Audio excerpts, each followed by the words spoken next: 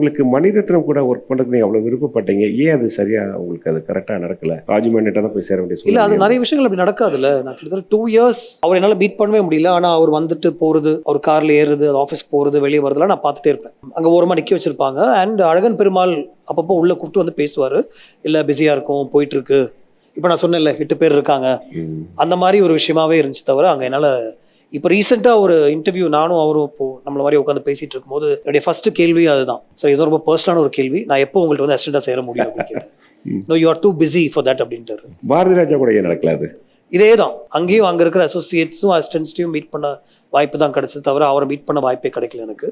ஒரு வாட்டி மீட் பண்ண, அவர் வெளில வந்துட்டு இருக்கும்போது அந்த பாசன் காம்ப்ளெக்ஸில் அவருடைய ஆஃபீஸ் இருக்கும், டக்குன்னு மீட் பண்ணால் நான் பேசுகிறேன் அப்படின்னு சொல்லிட்டாரு. பட் அதுலேருந்து ஒரு 3 months எனக்கு ராஜீவ் சார் மீட் பண்ணி ஒரே நாள் தான் மீட் பண்ண. அடுத்த நாளே வந்து இந்த படத்தில் வந்து ஒர்க் பண்ணு அப்படின்னு சொல்லிட்டாரு. மின்சார கனவு பெரிய படம், ஒரு 1 year அந்த படத்தில்